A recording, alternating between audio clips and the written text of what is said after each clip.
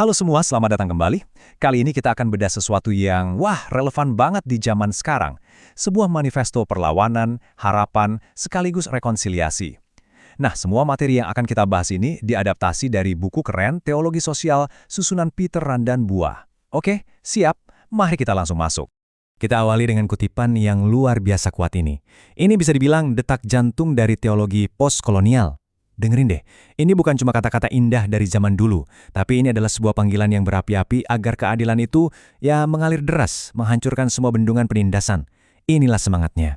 Pertanyaannya, kenapa panggilan ini terasa begitu mendesak sekarang? Jawabannya adalah karena krisis yang kita hadapi itu bukan sekedar soal kebijakan politik atau ekonomi yang salah. Bukan, ini lebih dalam dari itu. Ini krisis eksistensial. Kita seakan-akan berdiri di atas runtuhan janji-janji dunia modern yang ternyata gagal. Nah, ini dia musuh utamanya, yang disebut sebagai nihilisme global. Apa itu?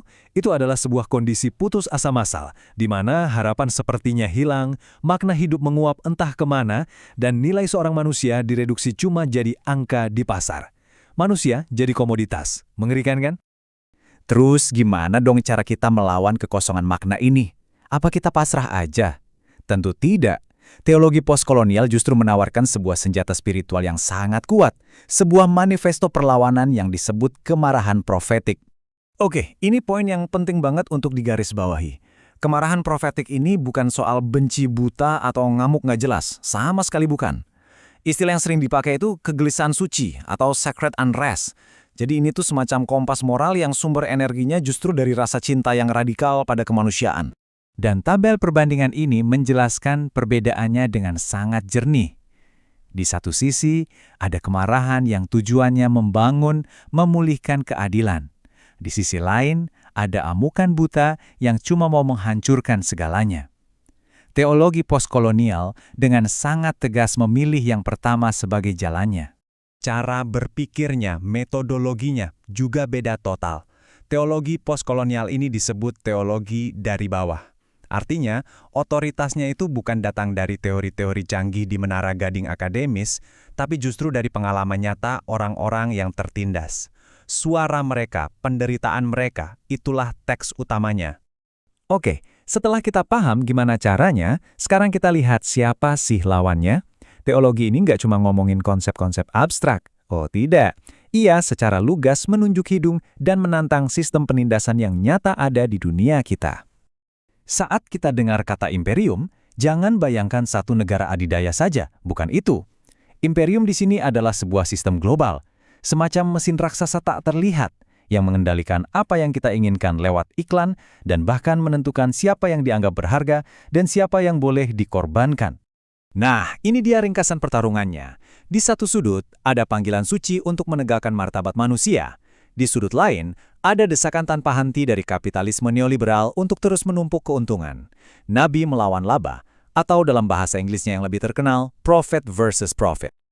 Salah satu contoh teologi modern yang dianggap mendukung status quo imperium ini adalah apa yang disebut Injil Kemakmuran.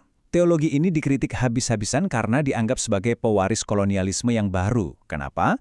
Karena ia menidurkan semangat perlawanan orang-orang dengan iming-iming kenyamanan materi. Lantas, apa langkah-langkah konkretnya? Nah, ini dia 5 pilar strategisnya.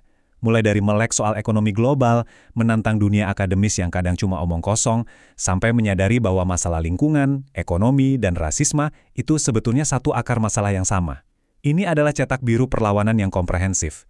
Tapi setelah mengkritik habis-habisan, teologi ini nggak berhenti di situ. Nggak cuma menghancurkan, ia bergerak maju untuk membangun sebuah visi yang konstruktif, yang penuh harapan. Visi tentang dunia baru yang bisa kita tinggali bersama. Pertanyaan ini, mungkin ini adalah pertanyaan paling tua dan paling sulit dalam sejarah manusia kan?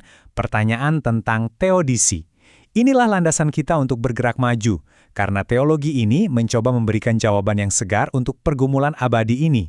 Dan hebatnya, jawabannya tidak dimulai dari argumen filsafat yang jelimet, tapi dari sebuah kisah nyata yang sangat manusiawi. Ada seorang ibu teolog yang menanam dan merawat semak mawar di tengah tanah yang penuh dengan penindasan rasial. Mawar itu jadi simbol perlawanan. Simbol bahwa keindahan bisa dan harus tumbuh di tempat yang paling mustahil sekalipun. Tabel ini benar-benar ngebantu kita lihat bedanya. Coba deh perhatikan kolom yang paling kanan.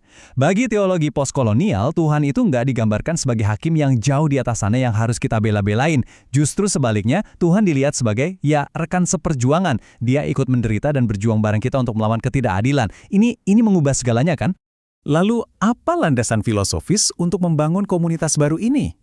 Jawabannya datang dari Afrika, sebuah konsep yang indah bernama Ubuntu. Ini adalah antitesis dari individualisme Barat. Intinya sederhana, tapi sangat mendalam. Aku ada karena kita ada. Dan mungkin nggak ada yang bisa merangkum Ubuntu lebih indah dari Uskup Agung Desmond Tutu. Kemanusiaan saya itu terikat dengan kemanusiaan Anda. Kita ini satu. Jadi kalau saya menyakiti Anda, sebetulnya saya sedang menyakiti diri saya sendiri. Luar biasa. Visi rumah dunia ini tentu saja juga mencakup planet kita. Keadilan ekologis bukan isu pinggiran. Seperti yang bisa kita lihat di sini, langkah-langkahnya sangat praktis. Mulai dari hal kecil seperti konsumsi yang bertanggung jawab, sampai hal besar seperti menolak mentah-mentah, teologi yang mengajarkan manusia untuk menaklukkan dan mengeksploitasi alam. Oke, kita sampai di penghujung pembahasan. Dan kita akan tutup dengan sebuah pertanyaan untuk kita renungkan bersama. Ini bukan lagi sekedar teori. Ini adalah panggilan untuk kita semua. Di tengah dunia yang rasanya makin terbelah ini, dari mana kita akan mulai? Bagaimana kita akan ikut membangun rumah dunia kita bersama?